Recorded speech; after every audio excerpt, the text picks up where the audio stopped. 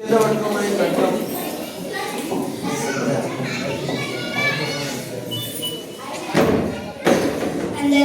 ముందుగా గణతంత్ర దినోత్సవ శుభాకాంక్షలు. నా పేరు శ్రీ విద్య. నేను 7వ తరగతి చదువుతున్నాను. మా పాఠశాల పేరు జిల్లా పరిషత్ ఉన్నత పాఠశాల. నా పాత్ర రుద్రమాదేవి. రుద్రమాదేవి అని నేను ప్రజల ధనమానం ప్రాణం. ముఖ్యంగా ఆడవాళ్ళ కోసం ఎంతటి కష్టాన్నైనా ఓర్చుకుంటానని, మీకోసం పని చేస్తానని ప్రమాణం చేస్తున్నాను. అలా ప్రమాణం చేసిన నేను ఎంతో మంది ఆడవాళ్ళకి దేవుడిగా పరిచయం అయ్యాను. మా నాన్న గణపతి దేవునికి పుత్ర సంతానం లేదు, అందుకని నేను మీ అందరికీ రుద్రదేవునిగా పరిచయం చేశాను. పాలన కోసం పడ్డాను, ఎంతో కష్టపడ్డాను, మన రాజ్యాన్ని గెలిపించాను. అలా సుభిక్షంగా జరుగుతున్న పాలనలో నేను మీ రుద్రమదేవి అని తెలిసి ఒప్పుకోలేదు.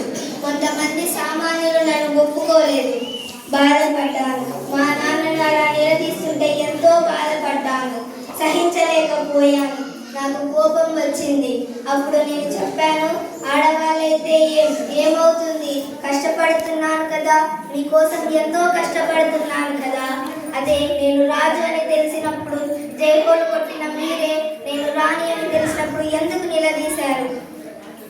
నా ఈ కోపంతో సామాన్యులు ఎదురు తిరిగారు. నాకిలో లెక్క నేను వాళ్ళని ఓడించాను. నా కోపంతో వాళ్ళని ఎప్పుడో ఓడించాను. అప్పుడు మొదలైంది నా అద్భుతమైన పాలన. అలా జరుగుతున్న పాలనలో గొడవ, నా పాలనలో గొడవ, అది కూడా ఒక నది కోసం. అప్పుడు నేను చెప్పాను, ఒక తల్లి పాలు తాగి అన్నా చెల్లెలు అక్కా తమ్ముళ్ళు అయినప్పుడు ఒకే నది నీళ్ళు తాగి ఒకే వాళ్ళం అన్నా చెల్లెలు అక్కా తమ్ముళ్ళు ఎందుకు కాలేము? నేను మీకు చెప్పేది ఏదీ లేదు, కానీ ఒకటి, ఆడవాళ్ళను ముందుకు రానివ్వండి, వాళ్ళని పని చేయనివ్వండి, వాళ్ళను ముందడుగు వేయనివ్వండి. ఏమవుతుంది? ఆడవాళ్ళైతే ఏమవుతుంది? కష్టపడుతున్నాను కదా, మీకోసం ఎంతో కష్టపడుతున్నాను కదా. నేను రాజు అని తెలిసినప్పుడు జైకోలు కొట్టారు, నేను రాణి అని తెలిసినప్పుడు నిలదీశారు. నేను భయపడలేదు.